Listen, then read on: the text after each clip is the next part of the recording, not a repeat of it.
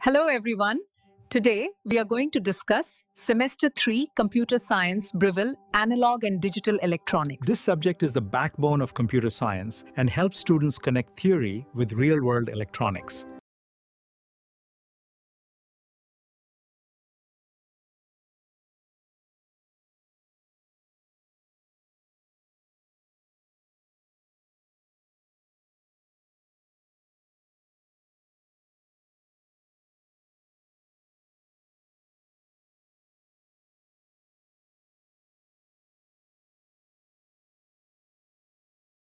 Computer আর্কিটেকচারের দুনিয়ায় CPU আর মেমোরির সম্পর্কটা বেশ জটিল কিন্তু দারুণ মজারও বটে। এটা সহজে বোঝার জন্য চলুন আজ একটা লাইব্রেরির গল্প শোনা যাক। তাহলে আর দেরি কেন, চলুন এই লাইব্রেরির ভেতরে গিয়ে এর আসল রহস্যটা জেনে আসি। আচ্ছা, ভাবুন তো, কম্পিউটারের সিপিইউ হলো পরীক্ষার আগের রাতের একজন অসম্ভব ব্রিলিয়েন্ট ছাত্র। সে এতটাই ট্যালেন্টেড যে চোখের পলকে বড় বড় অঙ্ক কষে ফেলতে পারে। কিন্তু তার একটা বড় সমস্যা আছে, সে ভীষণ অধৈর্য। সে চায় যা কিছু দরকার সব যেন তার হাতের কাছে, একদম সামনে থাকে। আর ঠিক এখানেই শুরু হয় আসল গণ্ডগোলটা। এই অধৈর্য জিনিয়াস আমাদের সিপিইউ যখনই কোনো ডেটা চায়, ওকে অপেক্ষা করতে হয়। কার জন্য? ওর ধীরগতির বন্ধু মেইন মেমোরি বা র্যামের জন্য। ওদের দুজনের গতির পার্থক্যটা ঠিক কতটা সেটা ভাবলে অবাক হতে হয়। ধরুন সিপিইউর স্পিড যদি একটা ফাইটার জেটের মতো হয়, তাহলে মেন মেমোরি বা র্যামের স্পিড হলো একটা মস্ত বড় কার্গো শিপের মতো। এবার বলুন, ফাইটার জেট কি আর কার্গো শিপের জন্য ঘন্টার পর ঘন্টা অপেক্ষা করে বসে থাকবে? থাকবে না, তাই না? এই যে স্পিডের অসম্ভব ফারাক, এটাই কিন্তু কম্পিউটারের পারফরমেন্সের সবচেয়ে বড় বাধা বা বটলনেক তৈরি করে।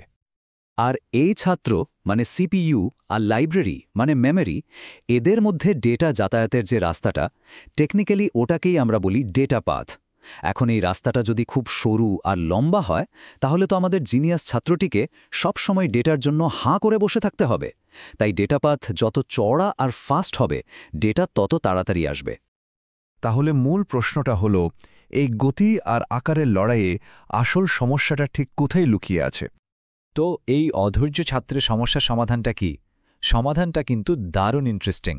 একটা স্মার্ট লাইব্রেরি সিস্টেম তৈরি করা, যাকে আমরা টেকনিক্যালি বলি মেমোরি হায়ারার্কি। এই স্মার্ট সিস্টেমটা আসলে কয়েকটা স্তরে সাজানো। একদম কাছে ছাত্রের ডেস্কের উপরেই আছে কিছু খোলা বই।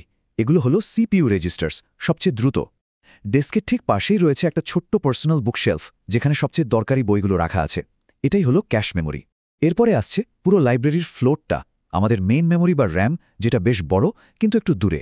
আর একদম শেষে লাইব্রেরির বাইরে একটা বিশাল আর্কাইভ। এটা হলো আমাদের হার্ড ডিস্ক বা এসএসডির মতো সেকেন্ডারি স্টোরেজ। এতগুলো স্তর পরপর মনে রাখাটা একটু কঠিন মনে হচ্ছে? কোনো চিন্তা নেই, এর একটা সহজ উপায় আছে। শুধু এই লাইনটা মনে রাখুন, রাজা চেয়ারে মিষ্টি সন্দেশ খাচ্ছে। এখানে রাজা রেজিস্টার্স, চেয়ারে ক্যাশ, মিষ্টি মেইন মেমোরি, আর সন্দেশ সেকেন্ডারি স্টোরেজ। কি সহজ না? এই টেবিলটা দেখলেই পুরো ব্যাপারটা জলের মতো পরিষ্কার হয়ে যাবে। আসল ট্রেড অফটা এখানেই।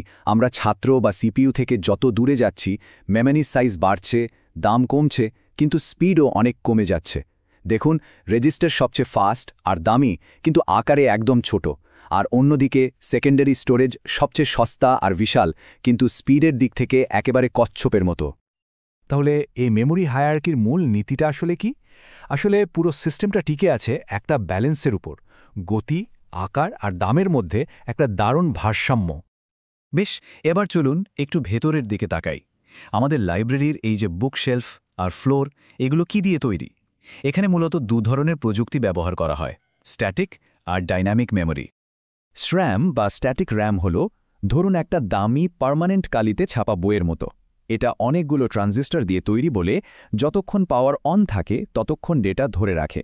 তাই একে বারবার রিফ্রেশ করতে হয় না, আর এটা অসম্ভব ফাস্ট। ঠিক এই কারণে ক্যাশ মেমোরি বানাতে SRAM ব্যবহার করা হয়।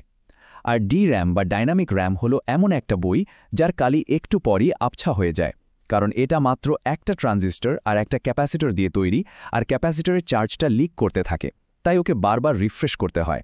এটা সস্তা, তাই আমাদের মেইন মেমোরি বা র্যাম বানাতে DRAM ব্যবহার হয়। চলুন এবার আমাদের জিনিয়াস ছাত্রের সবচেয়ে শক্তিশালী অস্ত্র, ওর পার্সোনাল বুকশেলফ বা ক্যাশে মেমোরির ব্যাপারে আরেকটু গভীরে যাওয়া যাক। স্পিডের ফারাকটা কমানোর আসল চাবিকাঠি কিন্তু এটাই। ব্যাপারটা খুব সোজা। যখন ছাত্রটি কোনো বই চায় আর সেটা তার পার্সোনাল বুকশেলফে পেয়ে যায়, তাকে বলে ক্যাশ হিট। এটা হলো বেস্ট কেস সিনারিও। আর যদি বইটার শেলফে না পাওয়া যায়, তখন তো তাকে বাধ্য হয়ে মেইন লাইব্রেরিতে যেতেই হবে। এটাকে বলে ক্যাশ মিস। যত বেশি হিট হবে, সিস্টেম তত দ্রুত কাজ করবে। সিম্পল। কিন্তু একটা খুব গুরুত্বপূর্ণ প্রশ্ন আছে। মেইন লাইব্রেরি থেকে আনা বইগুলো এই ছোট্ট পার্সোনাল শেলফে সাজিয়ে রাখা হবে কি করে? এর জন্য কিন্তু কিছু নির্দিষ্ট নিয়ম বা ম্যাপিং টেকনিক মানতে হয়। প্রধানত দুটো পদ্ধতি আছে। একটা হলো ডাইরেক্ট ম্যাপিং, যেখানে প্রত্যেকটা বইয়ের জন্য শেলফে একটাই ফিক্সড জায়গা ঠিক করা থাকে। এর সুবিধা হলো এটা খুব সরল, কিন্তু অসুবিধা হলো দুটো দরকারি বইয়ের জন্য যদি একই জায়গা লাগে, তখন একটা কনফ্লিক্ট তৈরি হয়। অন্যদিকে আছে অ্যাসোসিয়েটিভ ম্যাপিং, যেটা দারুণ ফ্লেক্সিবল। এখানে যে কোনো বই শেলফের যে কোনো খালি জায়গায় রাখা যায়, কিন্তু সমস্যা হলো বই খোঁজার প্রক্রিয়াটা অনেক জটিল আর স্লো হয়ে যায়। বাস্তবে এই দুটোর মাঝামাঝি একটা পদ্ধতি, যার নাম সেট অ্যাসোসিয়েটিভ ম্যাপিং, সেটাই সবচেয়ে বেশি ব্যবহার করা হয়। এটা সরলতা আর নমনীয়তার মধ্যে একটা সুন্দর ব্যালেন্স তৈরি করে। তাহলে ডাইরেক্ট আর অ্যাসোসিয়েটিভ ম্যাপিংয়ের মধ্যে প্রধান পার্থক্যটা ঠিক কোথায় গিয়ে দাঁড়ালো? আসলে পুরো ব্যাপারটা হলো বই রাখার জায়গাটা নির্দিষ্ট কিনা তার ওপরেই। আচ্ছা, একটা অবস্থা ভাবুন তো, যদি এমন হয় যে ছাত্রটার যে বইটা দরকার সেটা তার পার্সোনাল শেলফে তো নেই, এমনকি মেইন লাইব্রেরিতেও নেই, তখন কি হবে? এখানেই আসে ভার্চুয়াল মেমোরির ধারণাটা, আমাদের লাইব্রেরির এক অফুরন্ত আর্কাইভ। সিপিইউ যখন মেমোরির দিকে তাকায়, তখন সে কিন্তু একটা বিশাল একটানা অ্যাড্রেস স্পেস দেখতে পায়, ধরুন 4 GB। সেভাবে তার কাছে তো জায়গার কোনো অভাবই নেই। কিন্তু আসল সত্যিটা হলো, কম্পিউটারে হয়তো ফিজিক্যাল র্যাম আছে মাত্র 512 MB। তাহলে সিপিইউ এই বিশাল মেমোরির বিভ্রমটা পায় কোথা থেকে? এই বিভ্রমটাই তৈরি করে ভার্চুয়াল মেমোরি। এটা আসলে অপারেটিং সিস্টেমের একটা দারুণ কৌশল, যেখানে হার্ড ডিস্কের মতো সেকেন্ডারি স্টোরেজকে র্যামের একটা এক্সটেনশন হিসেবে ব্যবহার করা হয়। এটা অনেকটা লাইব্রেরির বাইরে একটা বিশাল আর্কাইভ ব্যবহার করার মতো, যেটা দেখে মনে হয় লাইব্রেরিটা অসীম, কিন্তু আর্কাইভ থেকে বই আনতে তো অনেক বেশি সময় লাগে, তাই না? এই যে সময়টা নষ্ট হয়, টেকনিক্যালি একেই বলা হয় পেজ ফল্ট।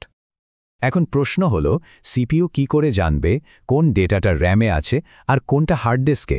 এর জন্য অপারেটিং সিস্টেম একটা মাস্টার ক্যাটালগের সাহায্য নেয়, যার নাম হল পেজ টেবিল। এই টেবিলটাই সিপিইউর ভার্চুয়াল অ্যাড্রেসকে আসল ফিজিক্যাল অ্যাড্রেসে ট্রান্সলেট করে দেয়। তাহলে শেষমেশ ব্যাপারটা কি দাঁড়ালো? ভার্চুয়াল মেমোরি কেন একটা ইলিউশন বা বিভ্রম তৈরি করে? কারণ এটা ফিজিক্যাল মেমোরির আসল সীমাবদ্ধতাকে লুকিয়ে রেখে সিপিইউকে একটা অনেক বড় মেমোরির ধারণা দেয়। তাহলে পুরো ব্যাপারটা থেকে আমরা কি দেখলাম? একটা সাধারণ সমস্যা, সিপিইউ আর মেমোরি স্পিডের ফারাক, সেটা সমাধান করার জন্য কত সুন্দর আর বুদ্ধিদীপ্ত একটা সিস্টেম তৈরি করা হয়েছে। এই জ্ঞানটা কিন্তু শুধু পরীক্ষার জন্য নয়। যখন কেউ এফিশিয়েন্ট কোড লেখে, বিশেষ করে এআই বা বিগ ডেটার মতো ডেটা ইন্টেন্সিভ অ্যাপ্লিকেশনের জন্য, তখন এই মেমোরি হায়ারার্কির ধারণাটা ভীষণ জরুরি হয়ে ওঠে। যেমন